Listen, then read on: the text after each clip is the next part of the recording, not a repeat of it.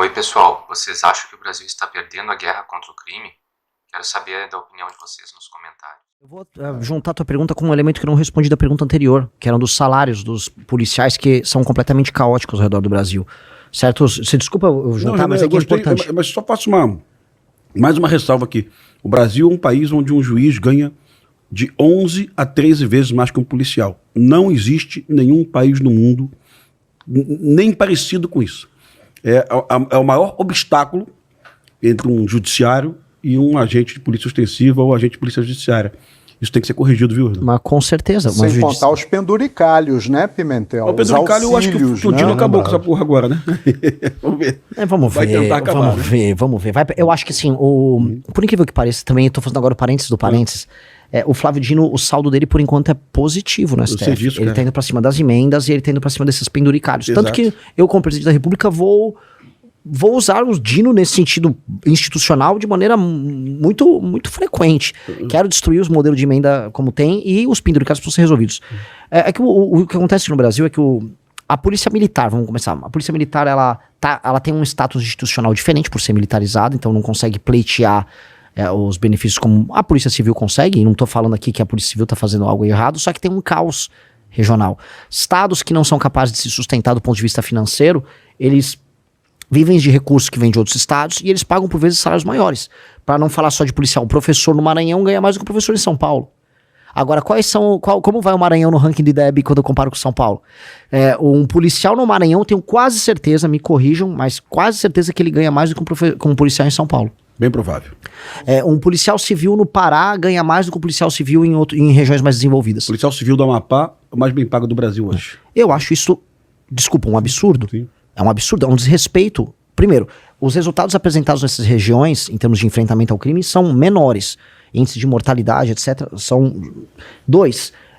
Esses estados não vivem com recursos que são extraídos da própria população por impostos. Isso vem de outros lugares do Brasil. Isso é apenas lobby institucional de um regime oligárquico que empobrece o estado e empobrece o Brasil e que humilha a mesma categoria em outros estados. Isso está acontecendo o tempo todo. Vai ter que normatizar isso. Ainda tem um último ponto. O custo de vida em São Paulo, no Rio, é muito maior do que em Macapá. Sim. Então o policial é muito mais pobre. Em São Paulo, por exemplo, o governo estadual de São Paulo, já há alguns anos, uns 15, 20 anos, adotou a política de ter muitos policiais e fazer aquele coisa de enxameamento, né, com as motos e tal. Então eles precisam de muitos policiais com salários mais baixos. Então o policial em São Paulo ganha muito menos.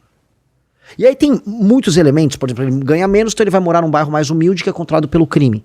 Coisa que a gente vai precisar fazer em São Paulo e no Rio, até que eu acho que não apenas melhorar a qualidade de vida, mas atentam para esse problema, criar uma política de habitação para que o policial viva em regiões mais seguras nesse processo de transição de destruição do crime organizado. Vilas militares. Exato, eu vi isso nos Estados Unidos. Sim. Tem que ser protegido, tem que tirar ele, vamos dizer, da proximidade com alguém que pode gerar dano para ele e para a família dele. E não só dano, porque quando você tá convivendo com o cara que comete o crime, você começa a criar leniência com o crime, leniência com o comportamento. E você tem até a cooptação, eventualmente, de um policial para um sistema relacional criminoso. Então, precisamos fazer esse isolamento. Até uma política de habitação de crédito consignado ao salário dele, para que a pessoa consiga adquirir com um valor especial um apartamento em outro lugar. Precisamos fazer isso. Agora, na tua pergunta que envolve a mortalidade, eu tenho que ter a humildade de dizer aqui que eu não sou eu seria o comandante em chefe do Brasil para fazer o enfrentamento ao crime. Agora eu vou entrar no detalhe e falar qual política eu, como presidente da República, vou adotar, política técnica no enfrentamento no campo de batalha. Isso vai ser para o time nosso que vai administrar não só a parte de segurança, no ministério nosso que tem que agregar tudo, mas a nossa relação com os governadores num estado maior que a gente precisa fazer para destruir o crime organizado no Brasil, porque a vida policial vai importar muito. O que eu sei policial morreu, a família dele não pode esperar meses para receber a valor da pensão que a mulher tem, a esposa tem que ter. Isso tem que sair no máximo em 2 semanas. Tem que ser muito rápido. Policial termina processado por conta de uma operação. Se eu não conseguir alterar a lei rápido, eu vou colocar a Advocacia Geral da União para servir os policiais militares no Brasil. A própria Advocacia Geral da União, para fazer a defesa do policial. Porque hoje tem policial que tem que pagar, tem que fazer vaquinha para pagar o advogado dele para isso. Isso eu tenho condição de fazer, isso eu tenho, vamos dizer, institucionalidade para poder atuar, para colocar isso à disposição. Porque eu vou propor a guerra. E eu quero dessa vez, para acabar com essa mortalidade geral, reconhecer que nós estamos num estado de guerra, como o senhor colocou, e de maneira muito correta, é um estado de guerra, só que um lado reconhece que é guerra. O crime sabe que é guerra. Ele cria músicas falando que é guerra, ele se arma para uma guerra, agora tá comprando drone inspirado numa guerra, e o outro lado finge normalidade. Pra mim não é fingir namorado, é fingir demência quando a gente não aceita que é guerra. E o que eu vou propor pras polícias é, eu vou te dar o direito a ter a guerra final contra eles. Vamos retomar os territórios, vamos mudar a legislação e vamos vencer eles. E depois de vencer eles, adotar as políticas, que é a parte mais difícil, de tornar os lugares, os territórios e as ruas brasileiras habitáveis e que não sejam novamente cooptados pelo crime. E aí é isso o desafio, o desafio de um trilhão de reais, que é tornar o Brasil habitável. Se a gente conseguir isso, que é o pós, aí esses policiais não apenas não vão morrer mais, mas a gente vai viver num país decente. Essa é a grande... Então, pessoal, vocês acham que o modelo de El Salvador faz sentido aqui no Brasil? Deixe seus comentários aí embaixo e vamos seguir para a segunda parte do vídeo. Esse é o grande desafio. Pimentel, então só para esclarecer, o candidato a ser eleito pretende criar o Ministério da Segurança Pública. Em um estado maior. E o mais importante, um estado maior. Colocar a AGU para defender o policial. Isso é uma proposta bem inédita e ousada, viu? Na hora, eu tenho que botar a AGU na hora por decreto, a AGU vai ter que ajudar os policiais nisso, porque não é possível que no montante de operações que nós vamos precisar fazer, hoje já é assim, eles têm que fazer vaquinha, às vezes pega uma associação e faz vaquinha. Às vezes vende o carro. É assustador, as pessoas não sabem disso, que o policial que te defende, olha só que loucura, ele vai, prende um bandido, aí às vezes o bandido já é solto na hora, ou ele toma um chá de cadeira na delegacia. Outra coisa que tem que ter, período máximo pra ser lavado o BO, o policial deixou o bandido lá, ele não pode ficar 8 horas numa delegacia parado. Às vezes o bandido vai solto antes que o policial tem que cumprir aquele trâmite burocrático. Isso é uma coisa que também cansa eles. O policial não pode ver depois o juiz pegar todo o trabalho que ele teve de colocar a vida em risco dele e depois meter lá, não, vou soltar. Isso é um absurdo total e completo. Hoje um policial que tá na rua cumprindo o trabalho dele, ele é um louco. Ele é um louco. O que ele tá fazendo assim, ele tá participando de uma guerra inglória em que o próprio Estado é inimigo dele. Então todos esses elementos têm que ser alterados. Então esse Estado maior tem que ser montado, porque se você tem um exército e o seu soldado é tratado de maneira desrespeitosa, você vai perder a guerra. E a gente tá perdendo a guerra. Então esse Estado maior, que é mais do que apenas, vamos dizer, uma coordenação, é um Estado maior, com reuniões recorrentes pra gente vencer uma guerra, e a gente tem que atestar que a gente tá em guerra. A gente tem que parar de negar. Aquele que nega que existe a guerra, ele vai ser... É igual uma pessoa que tá com câncer no pulmão e continua fumando. Esse é o Brasil. Ah, não, tá tudo bem. Tá, o Comando Vermelho agora tomou lá o Ceará, tá tudo bem. Não tá tudo bem. O Renan, não sei se você acompanhou, há 45 dias o governo federal lançou 4 eixos temáticos de combate ao crime no Brasil. Eu recebi aqui o secretário de Segurança Pública Nacional, que eu verdadeiramente eu admiro, que é o Chico Lucas, tá?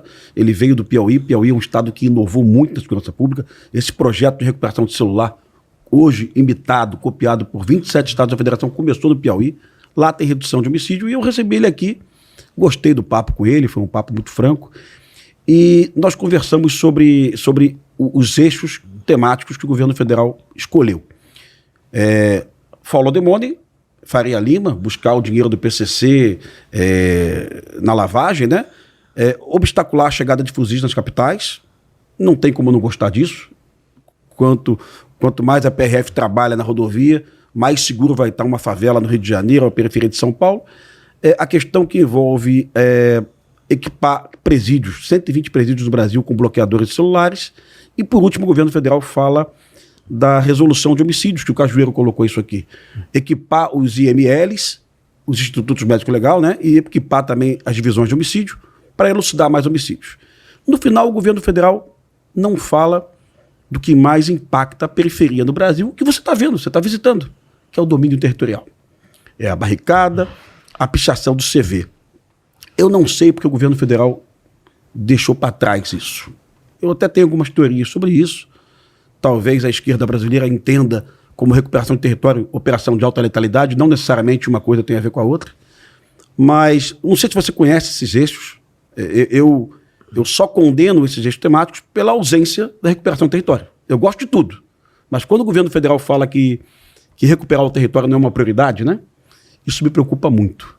Eu acho que a obsessão nossa na segurança pública deveria ser retirar a barricada e retirar todas as pichações de CV de todas as periferias do Brasil. Nem que eu chame o prefeito, tu vai ser meu parceiro nisso. Você está atento a isso? E nessa escala que eu te coloquei de prioridades, a recuperação de território, qual é a tua prioridade? Zero.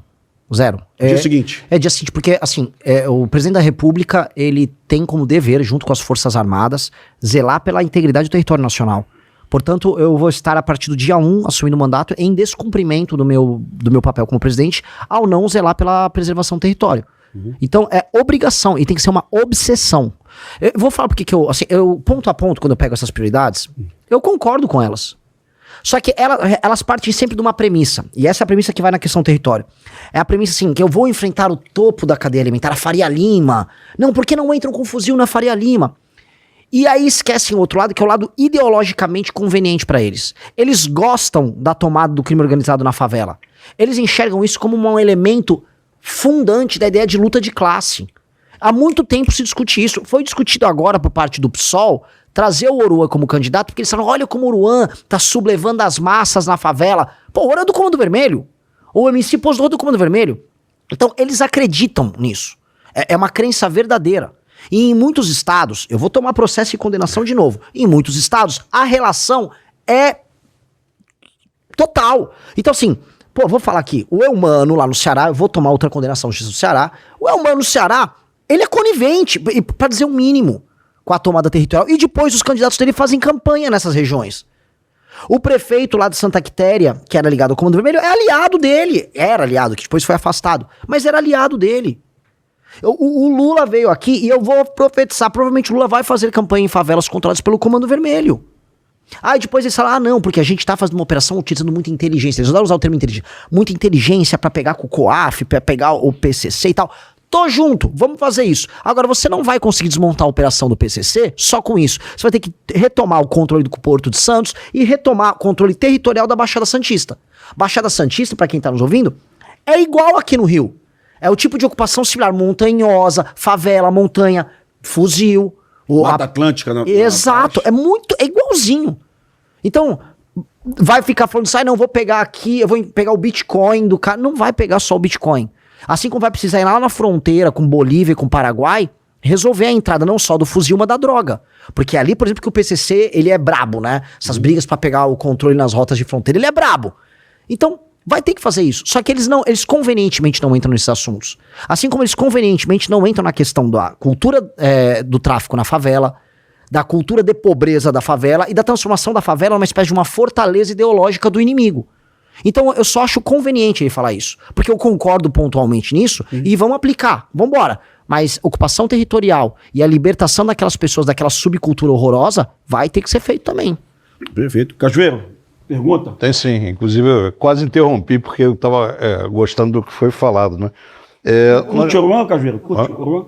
Você curte Oruan? Quer ouvir um Oruanzinho? Não, de jeito nenhum, em nada. Porque ele serviu, esse cara comandou a UPP mais difícil do Brasil, que é o UPP do Complexo Alemão. Comandou por quanto tempo, Cajueiro? Foi um ano. Cabe até comentar que a maioria da população que mora nas favelas não gosta nem de baile funk, só que não podem declarar isso. Mas é o fato.